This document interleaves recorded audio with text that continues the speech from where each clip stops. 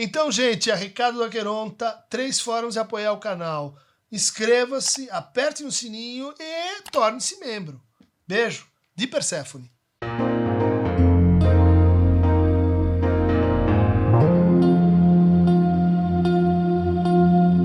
Bem-vindos ao nosso Falando Nisso de hoje, com uma pergunta que compõe uma série que estamos aqui construindo entre psicanálise e teoria crítica, psicanálise e escola de Frankfurt. Desta vez, vamos encarar a pergunta de Samuel Vinícius, que tem 31 curtidas. Professor, acho que seria pertinente um vídeo sobre a psicanálise e o teórico crítico Theodor Wiesengrund Adorno e outros da escola de Frankfurt. Está faltando, por favor, faça um forte abraço. Estamos tentando aqui, Samuel.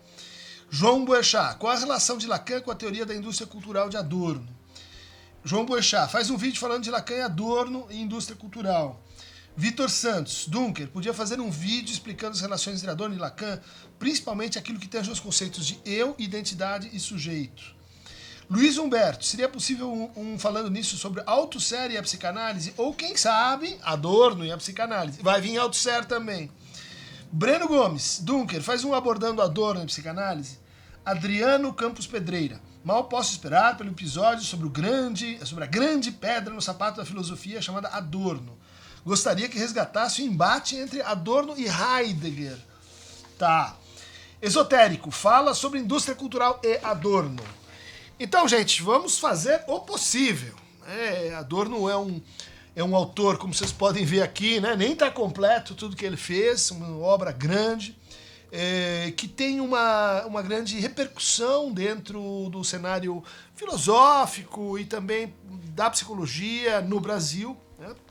A gente tem autores como Paulo Sérgio Rouanet, recentemente falecido, Wolfgang Leomar, a gente tem gente como o Leon Crochy, que foi meu professor, Pedro Fernando, que foi meu aluno, a gente tem um Jean-Marie Garneban, o próprio Vladimir Safatli, a gente tem uma tradição, né, de debates então entre psicanálise e teoria social crítica bastante concentrada na figura do Adorno. Então vou fazer uma exposição tentando passar por isso, mas também apresentando o autor para quem está tomando assim o primeiro contato. Vamos lembrar que ele nasceu em 1903, morreu em 1969, né? Quer dizer, ali no contexto das revoltas estudantis de 68, de uma certa virada interna ao marxismo e às teorias de resistência, as teorias críticas, né? Adorno vem de uma família, vamos dizer assim, de alta burguesia, cresceu em bons colégios, estudou piano, estudou filosofia, sociologia e psicologia na Universidade Wolfgang Goethe em Frankfurt, né? E ele tem uma trajetória que começa com um encontro de juventude, né? Ele leu Kant junto com o Krakauer. Krakauer é um grande teórico do cinema, né? E recomendo a vocês aí o livro dele sobre o Dr. Caligari, o expressionismo alemão. E destaco isso porque já nesse encontro a gente tem os 3 elementos que vão compor a constelação do pensamento adorniano. Um é a tradição crítica que começa com Kant, né? Mas que vai se consolidar e ter no Hegel a sua grande referência para o pensamento do Adorno, mas também, e de forma então aí meio inusitada, a psicanálise. A psicanálise está desde o início no pensamento do Adorno e isso vai se mostrar na sua tese de habilitação, isso vai se mostrar num contexto bastante específico das relações entre filosofia e psicologia na Alemanha. Acho que todos aqui que vêm da psicologia estudaram que a psicologia começa em 1851 com o laboratório de psicologia experimental em Leipzig proposto pelo Wundt. Ou seja, a psicologia começa a se autonomizar mais precocemente nesse país. que acontece? Por volta de 1910, mais precisamente 1912, muitas cátedras de filosofia começam a ser ocupadas então por psicólogos, mas por psicólogos experimentais. O grande caso, o modelo é do Cassirer, né, que teria sido indicado ali para um cargo e, na verdade, aparece algo que seria mais científico, né, que é a psicologia, então, experimental, batendo de frente com a filosofia na disputa das disciplinas e dos histórios simbólicos das universidades alemãs. Então, vamos pensar em 25, 13 anos, 15 anos mais tarde, o Adorno está aí na faculdade de filosofia, às voltas com essa grande problemática, com essa grande tensão, né? Teve até um manifesto, 112 filósofos dizendo: não queremos a psicologia aqui, nós vamos estudar idealismo alemão, escola de Marburgo, não tomamos os psicólogos como invasores. O que ele aparentemente encontrou então na sua formação? Essa tensão e o entendimento de que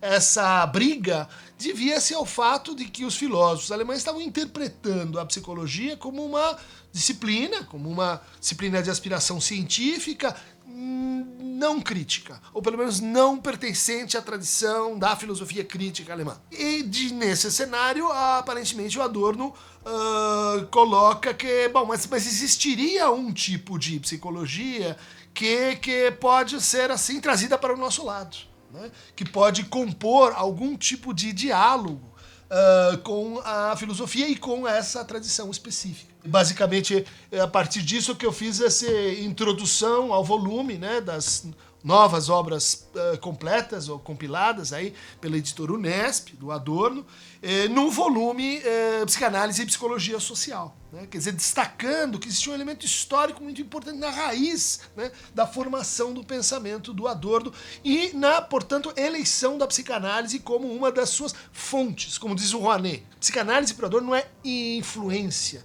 não é assim uma coisa que eu li, que me impressionou, é formativa, ela é constitutiva do pensamento do Adorno. Ainda que, como pensamento crítico, o que ele vai fazer? Ele vai criticar o Freud, ele vai criticar o Hegel, ele vai criticar todos aqueles que serviram para ele pensar o que ele está pensando. Essa é a regra nessa linhagem, né?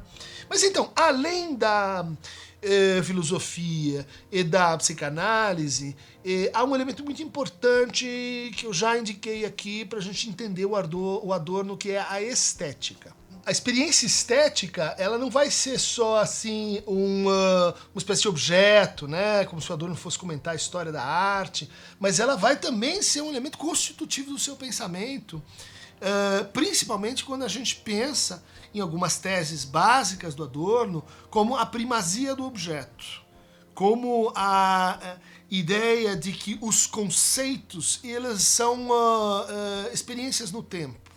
Eles são desdobramentos autocontraditórios de uma mesma não identidade. Isso vai ser assim praticado, né, na arte, principalmente num certo tipo de música, né?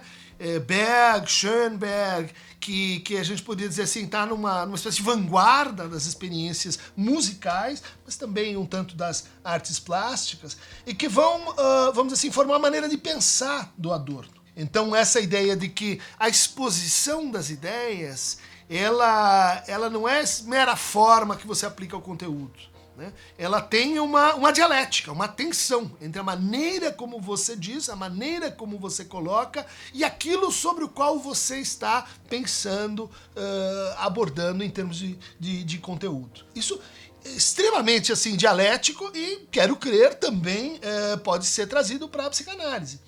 Assim como a ideia de que os nossos conceitos em psicanálise não são de natureza categorial, né? Ou como os conceitos, vamos dizer assim, mais kantianos, né? Eles possuem, portanto, historicidade. Isso, importante, está lá no Adorno, acho que também a gente vai encontrar isso na psicanálise. Há ainda uma reparação muito importante daquilo que seria, portanto, resistente à representação, ao pensamento, à possibilidade de adquirir forma. E isso vai estar representado, então, pelas noções de irracionalidade, mas também de mito. Isso é uma coisa muito interessante, né? no quadro geral de formação do pensamento adorniano. E ele olha para trás e diz, olha, na modernidade a gente tem um programa, a gente tem um projeto, esse projeto foi se realizando e o seu melhor acabamento vai se dar onde? Naquilo que a gente chama de civilização. Então, máquina a vapor, mas também as indústrias que impõem um modo de vida avariado, né? Schadern, mas também nos campos de concentração. Então essa é uma maneira de sintetizar a coisa. Como é possível filosofar, como é possível pensar depois de Auschwitz, né? Ele também vai dizer, é possível fazer poesia depois de Auschwitz? Uma polêmica dele com um poeta chamado Paul Celan, né? Ou seja, estética aí presente. O que isso significa?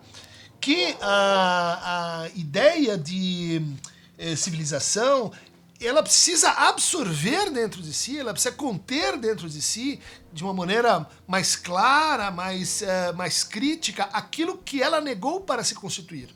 Que é o quê? Que é o mito, que é a infância, que é, num certo sentido, a mulher ligada à natureza, são os povos primitivos, que é tudo aquilo que são as figuras do irracional, né?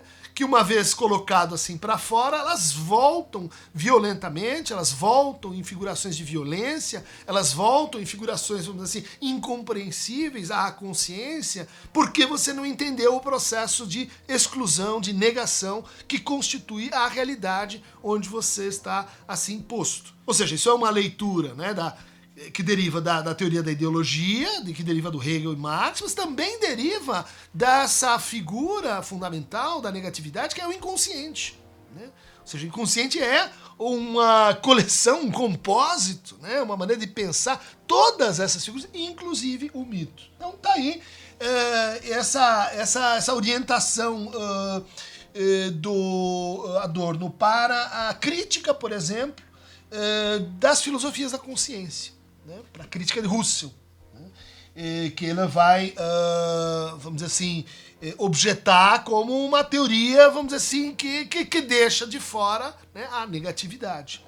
Assim também a polêmica que ele vai desenvolver com o Popper e com o que a gente poderia chamar, né, de empirismo acrítico ou de positivismo, ou essa ideia de que, enfim, a ciência ela pode progredir sem uma espécie de autocrítica que ultrapassa os seus modos, procedimentos e métodos. Ou seja, sem considerar que, assim, eu descobri a bomba, eu criei uma bomba atômica. Agora, quem vai usar isso é um assunto político, isso é um assunto que não me pertence, isso é um assunto externo à ciência. O Adorno vai levantar a mão e dizer, não, peraí, não existe essa relação de externalidade, inclusive porque quem é que pagou essa pesquisa? Quem é que escolheu essa pesquisa? Quais foram os termos que produziram este objeto como um objeto de interesse e de valor de mercado?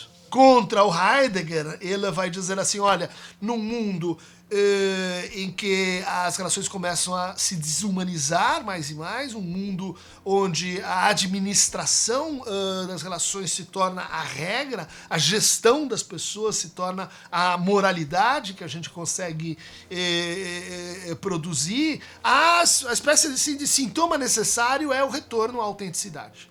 O retorno, assim, a uma vida natural. O retorno a coisas como elas são. O retorno a, vamos dizer assim, uma espécie de anticultura. E aí você cria uma segunda cultura, mas que muitas vezes ela está assim, identificada assim, a uma espécie de essência, né? A uma essência naturalística de como as coisas são ou deveriam ser. E aí a gente tem a crítica ao Heidegger, né? A crítica ao jargão heideggeriano, ao horizonte, vamos dizer assim, regressivo da Dasein-Análise. Em 1925, o Adorno tem um encontro muito importante assim, na vida dele, que é com o Lukács, Georgi Lukács, um teórico húngaro, que trabalhou com a teoria do romance, com a história e consciência de classe, especialmente na sua juventude, né? Dando uma pista, né, para o Adorno de que as teorias críticas precisavam enfrentar de uma maneira mais metódica e mais ampla as formações da cultura, né?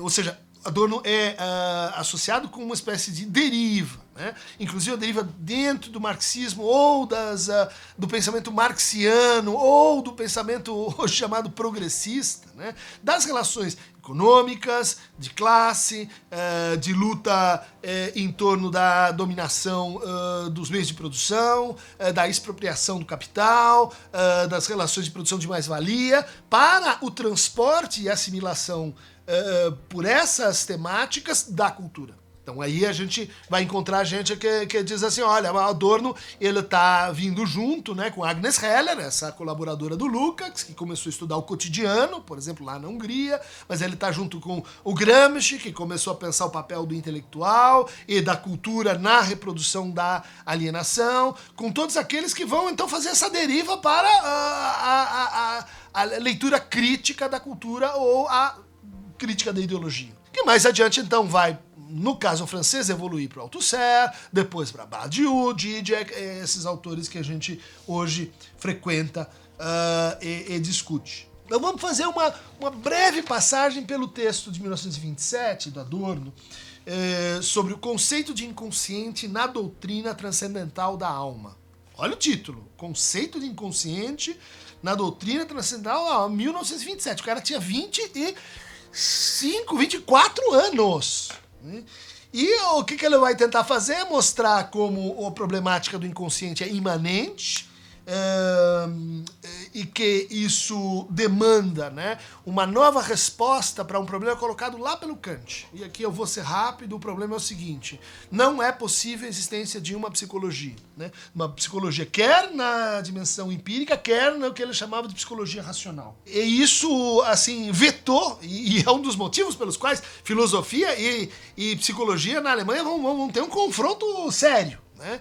Aquilo que no Kant faz um pouco o papel da psicologia é a antropologia do ponto de vista pragmático. Bom, mas então o Adorno quer resolver esse problema. E ele vai então pensando o inconsciente a partir da noção de antinomia que a gente tem no Kant.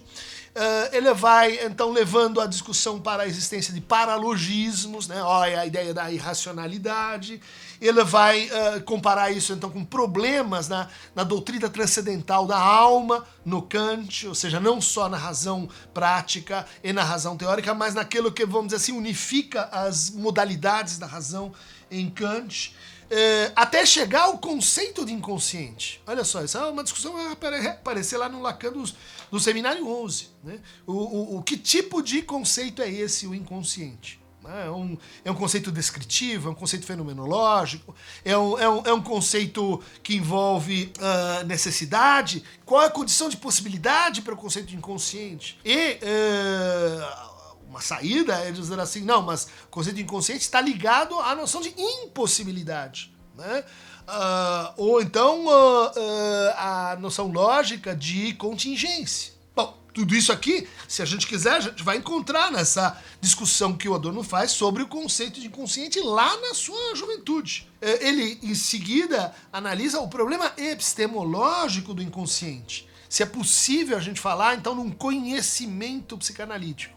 E a posição dele é reticente nesse ponto, e talvez a gente concorda, né? Quer dizer, o que a gente chama de de conhecimento na psicanálise talvez esteja mais próximo daquilo que o Foucault chama de savoir, né? Do que o que a tradição da escola vienense de teoria da ciência vai chamar propriamente de Erkenntnis, né? De conhecimento. Daí vão lá depois ler o livro do Habermas, Erkenntnis e Interesse, né? Que é uma continuação dessa conversa, né? Inclusive, posição do Adorno, ela é um pouco diferente do Habermas, porque ele vai dizer assim, olha, a psicanálise a gente não pode nem incluir como uma mera hermenêutica, né? Quer dizer, um sistema de tradução, comensurabilidade entre valores, culturas, formas de vida, e também não pode ser propriamente estabelecida como uma ciência no sentido de ciência positiva. No sentido daquela ciência que ele quer já ali tão jovem criticar como soberana, como unitária, como, no fundo, desguarnecida contra seus efeitos ideológicos. Entre 1934 e 1935, o Adorno faz e ele inaugura, então, uma tradição aí de reflexão muito interessante, né, enquanto pesquisa mesmo, que é o estudo da técnica psicológica das locuções radiofônicas de Martin Luther, que era um pregador americano, né,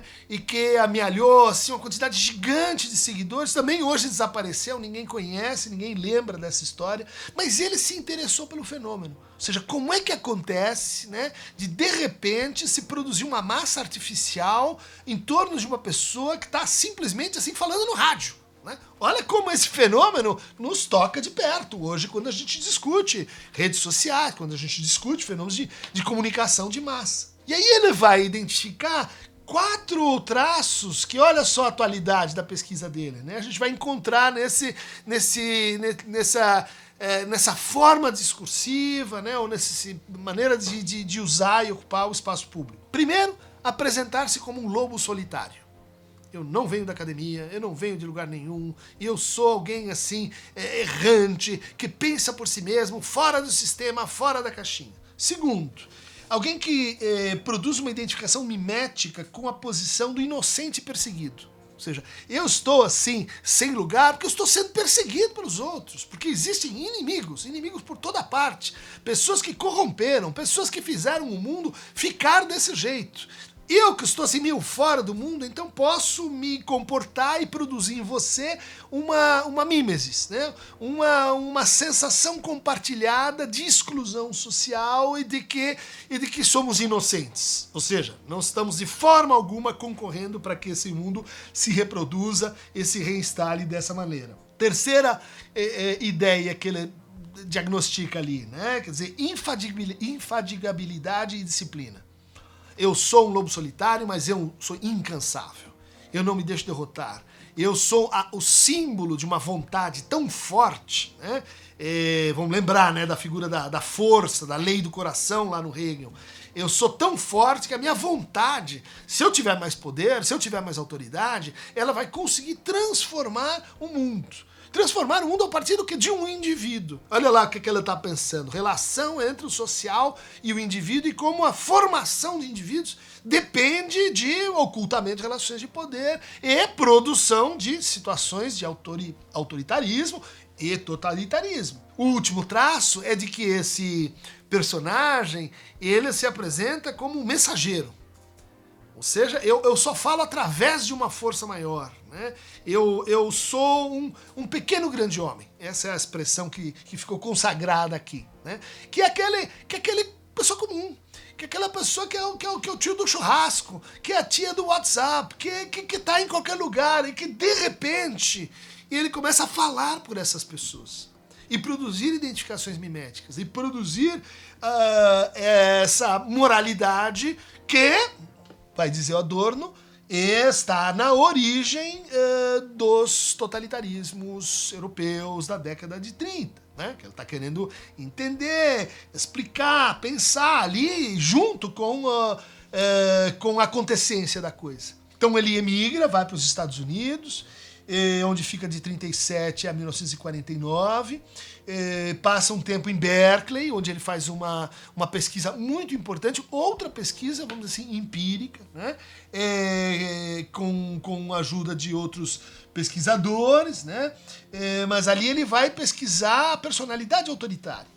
Um texto publicado em 1950, onde, bom, a partir de escalas, a partir de entrevistas, ela vai chegar, bom, é um processo bastante complexo, é um livraço, né, essa pesquisa que eu acho que precisaria ser repetida, repensada, é um modelo para pensar pesquisa crítica empírica. E ele chega lá, então, na sua famosa escala F. né, que é a escala do fascismo, onde vai descrever personalidades que estão mais assim alinhadas mesmo com esse regime político, né? Personalidades que apreciam a violência, que gostam da crueldade, que têm pouco valor à experiência humana individual, que estão assim focados em um certo heroísmo, a partir do qual eu posso assim desprezar minha própria vida em nome da causa, eu posso matar em nome da causa, posso ser morto em nome da causa. Enfim, ele vai descrevendo ali uma série de traços, de características, né? Mas sem nunca cair nesse erro, quer dizer assim, olha, pessoas dessa orientação política têm necessariamente essa complexão psicológica, essa personalidade, né? É o contrário que ele faz, né? A personalidade autoritária, ela organiza, ela orienta certas plataformas políticas, mas nem todos que estão nessas plataformas políticas podem ser, então, revertidos, né? Podem ser, então, colocados ao lado dos tipos de personalidade que ele descreve. Ainda nos Estados Unidos, ele se depara com um fenômeno assim importante, que é a mutação que a psicanálise encontrou quando saiu da Europa, né? Muitos psicanalistas foram forçados a emigrar, outros morreram em campos de concentração, vários foram para a Inglaterra, muitos foram para os Estados Unidos. Chegando nos Estados Unidos, encontraram muitas dificuldades, porque, por exemplo, muitos não médicos não podiam praticar a psicanálise, precisavam fazer um curso de medicina. Outros tinham dificuldades para se encontrar uma posição como professor, para se manter. E, ademais, essa chegada desse jeito colocou uma necessidade imediata de compor a psicanálise com as teorias locais em curso, com a psiquiatria em desenvolvimento, né, do Adolf Meyer, com a psicologia pragmática de tradição americana, desde William James, com a psicologia comportamental do Wundt, depois do Skinner, com a antropologia psicológica americana de Ruth Benedict, da escola de Palo Alto, do Bateson, e todo um movimento que o Adorno olha para aquilo, olha para essa teorização, Karen Horney, Erich Fromm, que tinha sido, enfim, amigo, colaborador dele lá na escola de Frankfurt, antes da imigração, e ele diz, olha, essa psicanálise revisada, essa psicanálise que agora está servindo para uma espécie de adaptação social, para a produção de conformismo, essa psicanálise que, vamos dizer assim, não está mais sendo tão reconhecida do ponto de vista teórico, mas principalmente do ponto de vista da psicoterapia, da psicanálise enquanto prática. E isso está claramente aparecendo como uma ideologia. Uma ideologia da adaptação, da conformidade, e que funciona, né, a partir desse paradigma, vamos dizer assim, chamado culturalismo. É a ideia, de certa forma, óbvia, necessária, importante, de que uma teoria feita numa cultura tem que ser assim repensada quando ela chega em outra cultura. É o que o nosso Roberto Schwartz chama, né, de ideias fora do lugar, ideias no lugar, né? Como é que a gente dialoga entre tradições, culturas, línguas, sistemas de pensamento diferentes. E a solução, então, mais simples, mais óbvia, é dizer assim, vamos renovar, né? Então o Freud falava em inveja do pênis, penis night, vem a Karen Horney e diz, isso está errado, então não existe nenhuma inveja do pênis, e nós vamos pensar as relações de gênero de uma outra maneira, que o Adorno diz, mas essa outra maneira está parecendo com aquela outra velha maneira, né?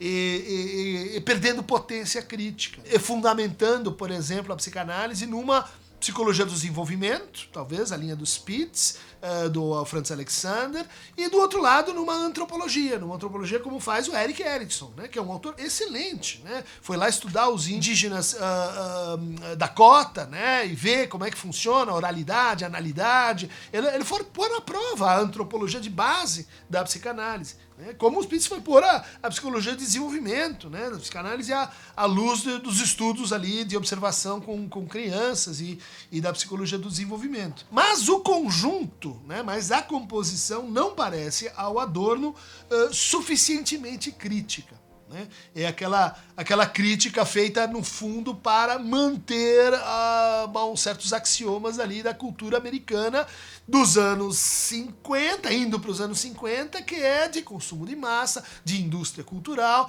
Então aí vem as observações dele falando mal do jazz, falando mal do blues, falando mal do rock incipiente, essa música que está traindo, de certa forma, padrões europeus. Bom, mas certamente o texto mais conhecido e que eu recomendo a vocês para começar essa conversa, do Adorno aí, escrito em colaboração com Max Horkheimer, na escola de Frankfurt, é Dialética do Iluminismo, né? Então ali são um conjunto de artigos, né? Justin Juliette, a indústria cultural, e esse artigo muito lido sobre esse grande herói moderno. Olha a presença do Lukács aí, né? Esse grande herói moderno revisitado, que é Ulisses, né? Que é um herói melancólico, um herói dividido, múltiplo, e que se define pela o quê? Pela astúcia, pela estratégia, pela capacidade de sobreviver, de tomar riscos. E o Adorno vai ser um homem burguês, um herói que faz a sua própria história, né? Que, enfim, é dono da sua própria narrativa, amarrado à sua própria vontade, um herói que se define pela capacidade de autocontenção, pela disciplina, né? Poupe hoje, gaste amanhã, não se deixe levar pelas paixões, lide com a contradição, a base, né, do autopoliciamento. Então é Ulisses que ele pede para os marinheiros amarrarem ele no mastro quando eles vão passar perto dos rochedos onde estão as sereias, e assim ele pode escutar as sereias, mas não assim se deixar levar por elas. Olha aí a figuração, então, da noção de mito, né, quer dizer, um mito grego usado para pensar a modernidade, naquilo que ela tem, assim, do seu subterrâneo. Olha aí a ideia do herói, né? A teoria do romance, do Lukács. Olha aí a ideia daquele que dialeticamente fracassa ao triunfar. Desse paradoxo, vamos dizer assim, que é o indivíduo moderno, ou melhor dizendo, essa contradição que é o indivíduo moderno, muito bem figurado no episódio em que Ulisses derrota o Cíclope, né? Aquele que só tem um olho na testa, e daí o Cíclope pergunta, Polifemo, né? Quem é você? E o Ulisses responde, Ulisses, que quer dizer ninguém.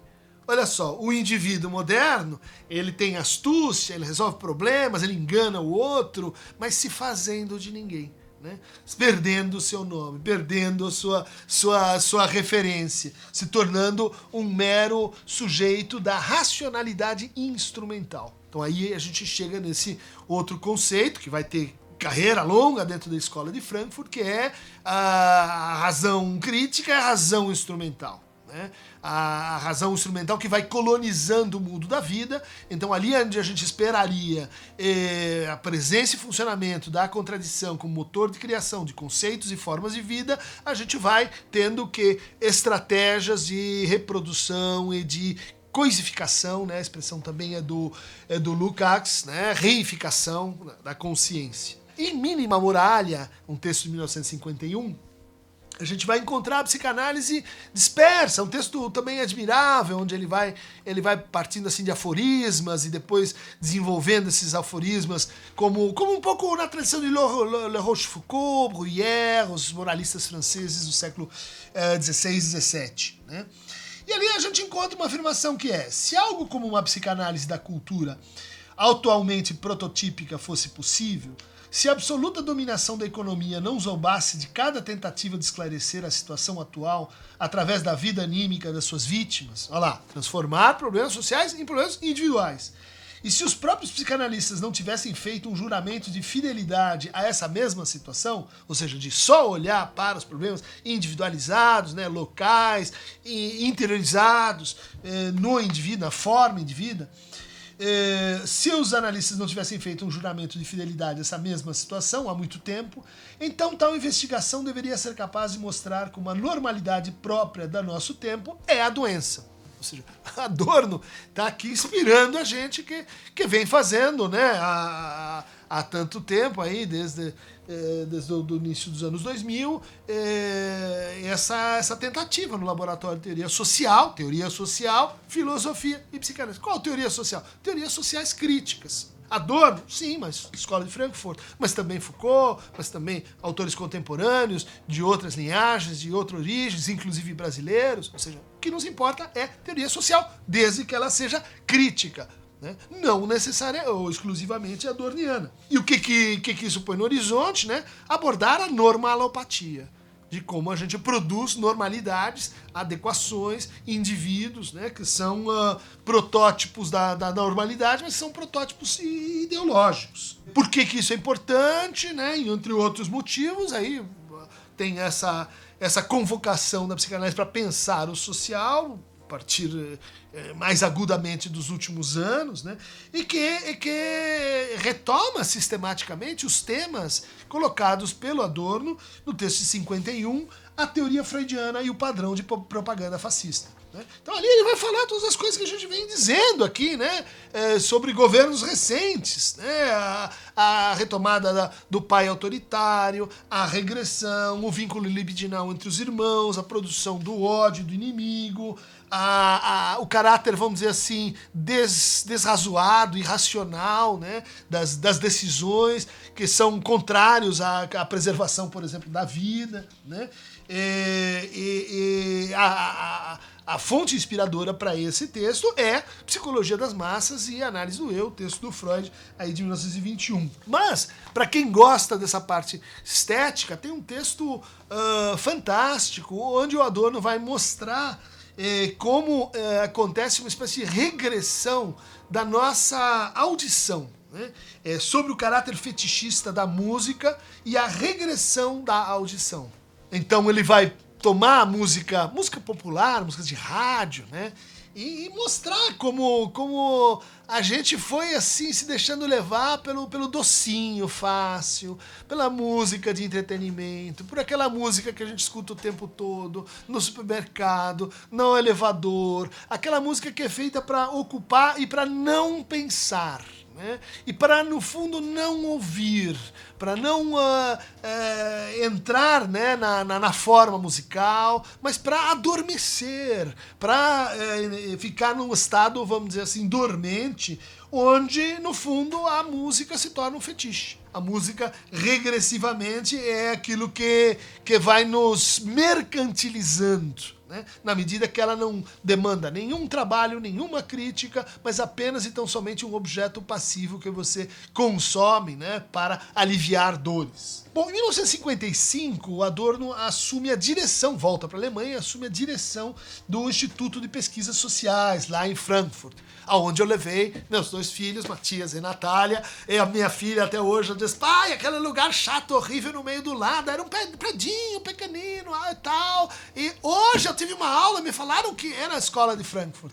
Agradeço você, mas odeio você, porque aquele foi um passeio horrível numa manhã em Frankfurt, sei lá, há 15 anos atrás. Mas, ao assumir a escola de Frankfurt, o Adorno escreveu um artigo muito importante para os nossos propósitos, chamado Sobre a Relação entre Sociologia e Psicologia, que está a introdução à sociologia, né?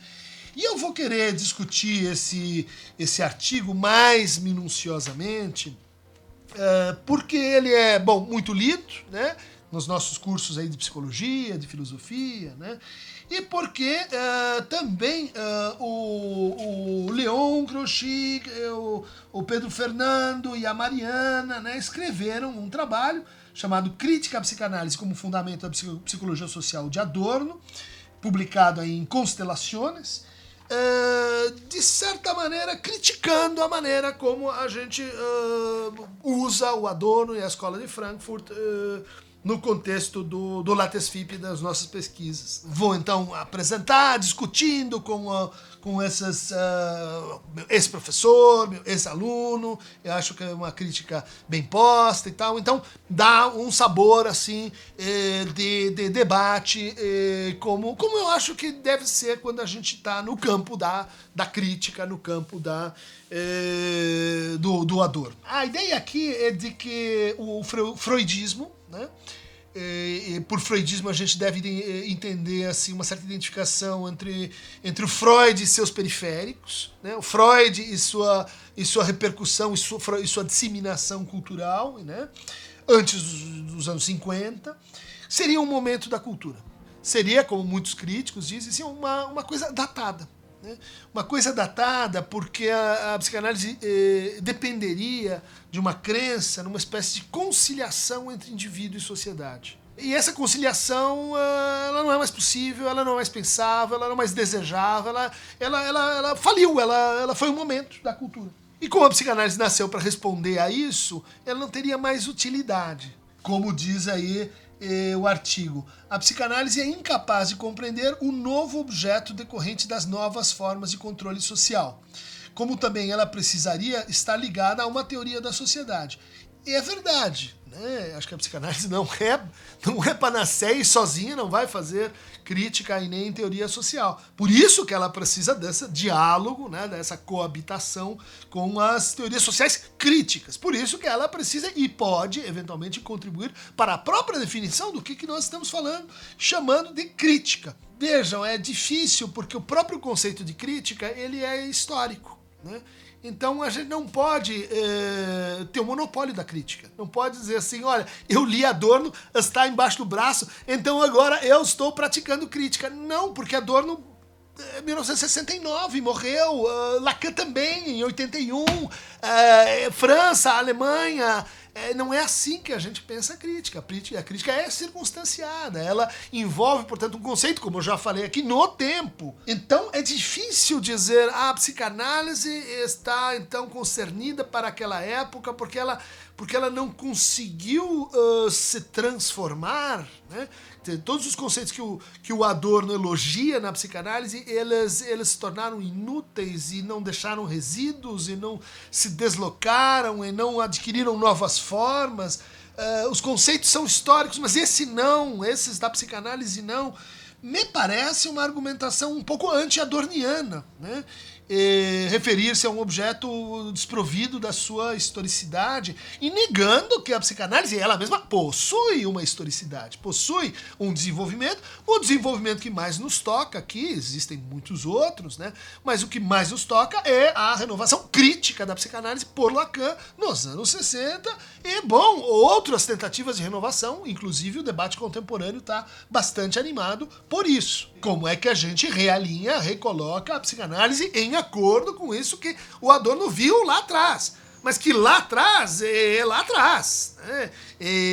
Também não é muito crítico imaginar que a gente já vai, então corta lá atrás, começa de novo que vai dar certo. E isso aí é ideologia, hein, gente? Isso aí é cortar as coisas jogando aquilo que tornou possível você dizer o que você está dizendo fora e te colocando assim, falando a partir do vazio, do nada, ou da sua própria inconsistência e reificação do ponto de vista da crítica histórica. Porque a psicanálise seria, no fundo, incapaz de autocrítica. Ela seria incapaz de absorver as objeções do Adorno, né? E é isso que eu vou, então, perseguir aqui no artigo, as teses, né, de que isso realmente é verdadeiro. Por exemplo, de que, portanto, a psicanálise seria falsa a priori e que a crítica do Adorno ao Freud, que existe, é muito importante, muito interessante, ela é uma crítica de tipo destitutivo, ou seja, fora do jogo. E não uma crítica, como eu quero crer, estou defendendo aqui, uma crítica constitutiva. Quer dizer, o que é ler um autor? É criticá-lo. Né? O que é tomar um autor como parte do teu pensamento? É criticá-lo. A gente que perdeu a noção do que quer dizer crítica, identifica crítica com cancelamento, crítica com põe pra lá, crítica com queima fora. Isso é Inquisição, Idade Média, isso não é crítica. A crítica do Adorno ela tem dois níveis. Um nível é o conceitual, teórico, o outro é a psicoterapia, que a gente já viu, assim, né? Quando ele olha para a psicoterapia, pensando na psicanálise nos Estados Unidos, nos anos 50, ele diz: isso é ideologia, resignação, conformismo, não tem volta, não tem salvação. E aí a gente vai entrar no seguinte, porque ela é uma psicanálise do reforço do eu, da valorização do eu, do transporte das propriedades do indivíduo inacabado para o eu que precisa se desenvolver. da atribuição ao eu de propriedades como autonomia, independência, que ela não pode possuir se a gente olhar para a história, né, do indivíduo enquanto uma figura dos modos de subjetivação na modernidade. Então tem uma contracrítica que diz assim, mas o Adorno nunca falou do Lacan. Ele só falou do Lacan uma vez, num texto publicado póstumamente, onde ele diz o Lacan é muito influente, assim como Lévi-Strauss, na sociologia contemporânea. Mas eu vou dar um curso sobre isso, mas morri antes. Gente, não é porque o sujeito não citou, né? Estavam vivos, ele não citou, quer dizer que não importa, não interessa. Né? Não é por isso, tem que ver o conceito. Se o conceito é homólogo, se o conceito está fazendo a mesma função, se as críticas elas são paritárias ou não. A primeira topos aqui da crítica é de que a psicanálise seria uma teoria do sujeito sem sujeito, né? Ou uma subjetividade não liberada.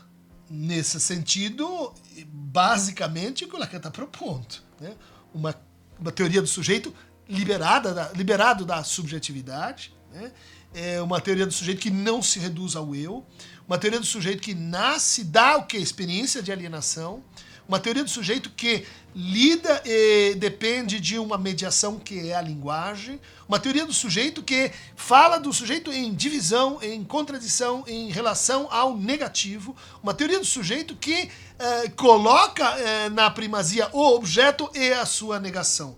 Então todos os quesitos adornianos são preenchidos pelo programa de Lacan. Pode ser que você vai lá e diz ele não resolveu muito bem esse programa, mas que há uma homologia, eu acho muito difícil dizer que não. A psicanálise, então, voltando aqui à crítica, deixa de se voltar para o indivíduo, o conceito de eu é dialético, psíquico e não psíquico.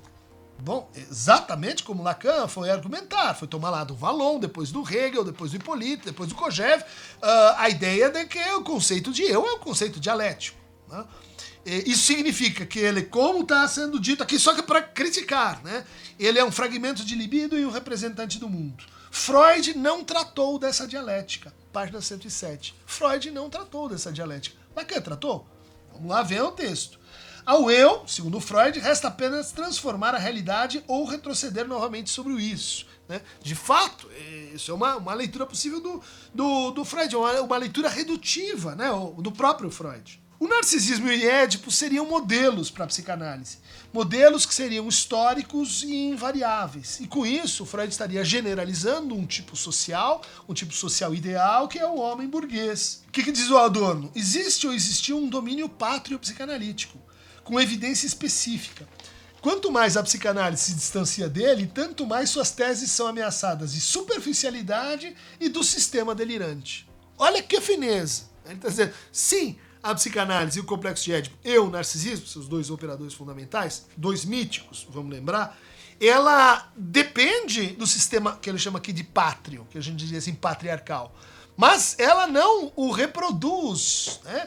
Ou se ela o reproduz, ela o faz de forma contraditória. Ou seja, é o que a gente espera de uma verdadeira teoria e dos seus conceitos. Que a gente consiga perceber como eles portam contradições, como eles representam contradições, como eles lidam com contradições. E por isso essas contradições são parte do conceito. Ou seja, quando não tivermos mais uma sociedade pátria, como ele diz, uma sociedade não edipiana, o conceito de complexo de Édipo se tornará desnecessário. Vocês acham que acabou o patriarcalismo? Você acha que já não precisamos mais disso? Eu acho que precisamos da crítica do patriarcado. Isso virá de conceitos como o complexo de Édipo. Agora aí, em qual chave? Numa chave ideológica ou numa chave crítica? Conceito de narcisismo, em qual chave? Numa chave ideológica ou numa chave crítica? Aí está o desafio. A psicanálise tem aspectos, na sua teoria, absolutos e autoritários. Quais são? O poder sugestivo. O poder sugestivo que o analista pode usar contra seu analisante. Esses aspectos absolutos e autoritários estão mesclados com o sucesso da estratégia científica da psicanálise, criando então uma espécie de curto-circuito entre o inconsciente e a realidade. Olha a crítica que o Adorno está dizendo, e vamos localizá-la no contemporâneo. Ele está dizendo a estratégia científica da psicanálise é bem sucedida. Hoje a gente vai dizer que Não sei, mal, talvez possamos voltar a esse debate, mas ele foi esquecido, os analistas se demitiram dele, a gente não confia mais nessa ideia, a gente acha que a gente faz uma outra coisa, muita gente acha isso, outros não e tal. E isso está mesclado, né? Quer dizer, isso é o positivo.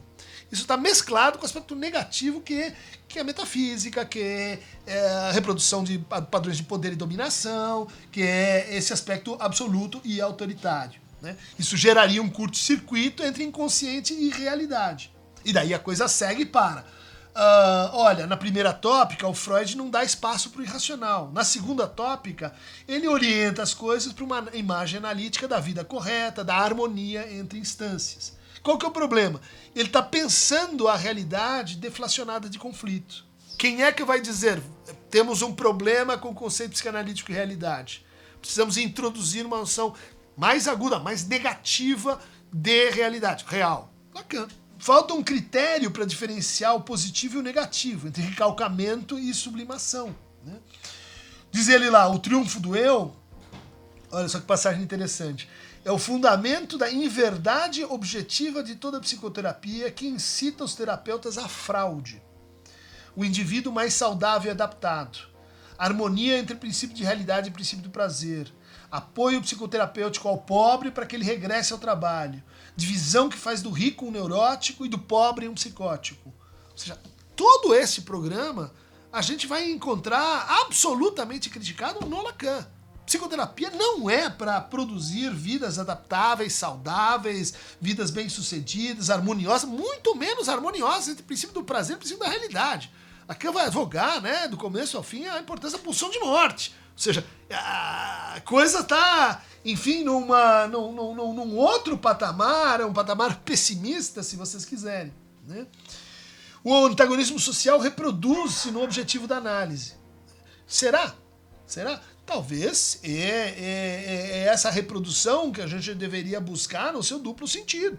Né? No sentido de que a psicoterapia, a cura pela fala, a psicanálise, ela também é uma experiência contraditória. Ela também é uma experiência que presume ideologia para praticar, vamos dizer assim, transformações críticas na posição do sujeito. Então, de fato, eu não vou acompanhar a conclusão do artigo, né, do Leon, do Pedro, da Mariana, apesar de ser um artigo muito bom, muito bem informado, localizado nesse texto, né, de 55, um pouco parcial, portanto, mas, diz lá, cabe a uma psicologia social indicar formas regredidas nas formas padronizadas de comportamento. Acho que cabe à psicanálise também.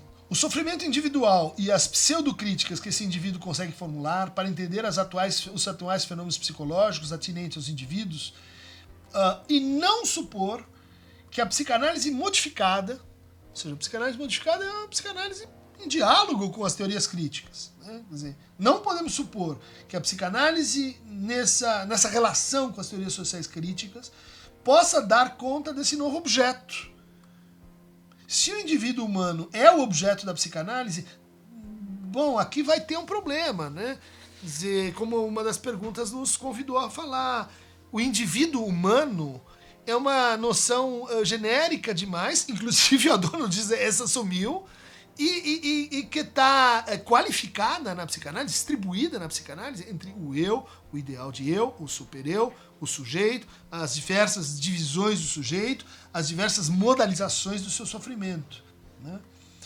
Então, se o indivíduo humano é o objeto da psicanálise, se ele não existe mais, o indivíduo humano não existe mais, quer dizer, ele ficou datado lá, né, no momento em que o indivíduo e a sociedade podiam se conciliar.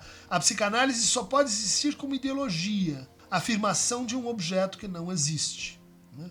Quer dizer, acho que essa crítica ela foi um pouco além do que o material aqui apresentado e as objeções que a gente foi fazendo podem permitir, né, a conclusão. Quer dizer, todas as formas de psicoterapia são ideológicas e a psicanálise só pode existir como ideologia. Né? Acho que isso não está no Adorno, né? Acho que a posição do Adorno é um pouco como a do Foucault. Muita gente lê o Foucault na barbárie, né? O crítico da psicanálise, a psicanálise é a verdade, o Édipo, etc. Não percebe que a psicanálise é um conjunto muito diverso e disperso de ideias de autores, e que você tem formulações mais críticas e formulações mais ideológicas, né?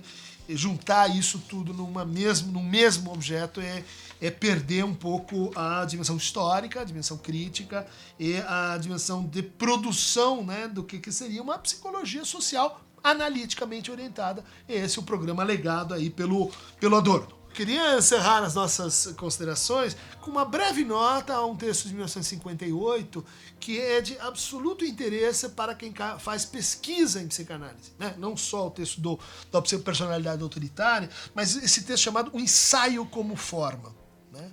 O Freud escreveu 3 ensaios, Drei Abhandlungen, né? O Freud produzia na forma ensaio. A gente acabou reproduzindo um pouco isso, e a forma ensaio é um problema, porque ela não é a forma artigo científico, ela é a forma ensaio. E o Adorno vai defender justamente essa forma de exposição. Ele vai dizer, olha, ela é relegada ao segundo plano justamente pela institucionalização da ciência, que é um dos fatores, vamos dizer assim, maiores da sua ideologização, né? Da formação de regras, de comunidades prevalentes, de eixos temáticos, enfim, de tudo aquilo que torna a ciência uma instituição a mais, com as universidades, com os benefícios e problemas que vão vir com isso, né? Quer dizer, o ensaio é uma crítica à ideia de sistema, né, do método como sistema, que você repete anonimamente e chega a resultados comparáveis. Um ensaio é um protesto, como diz o Adorno, às 4 regras do discurso do método Descartes. A recusa a dividir o objeto em tantas partes quantas forem necessárias, né? Não começa pelo objeto mais simples e mais fácil de conhecer, omite aspectos do objeto, escolhe, né, ângulos, e presume que esse objeto ele não vai ser captado por si diretamente na sua integralidade. Ou seja, ele respeita mais, argumento Adorno, a complexidade do objeto do que uma abordagem categorial, simplificadora, que produz recortes que vão reduzindo-se, no fundo, a saber tudo sobre nada. A forma objeto reconhece, né, a forma objeto do ensaio, reconhece que ele é contraditório, não harmonioso, né, e, portanto, envolve assim, o pró e contra, envolve um tipo de rotação, né, do ângulo em que o objeto está sendo construído, com a ponderação sobre quem é que e como está constituindo a aparencialidade desse objeto. Tá aí uma viagem pelo Adorno, espero que não tenha ficado muito chata, muito técnica, mas é que é um autor que não dá pra gente simplificar muito facilmente, né? Então, para mais canoas críticas, para mais viagens pelo mito do rio Estige e de Aqueronta, essa figura maior do negativo, né? O deus da escuridão, do Averno, clique aqui no Aqueronta Movebo e Aqueronta Adorno Movebo. Vamos lá!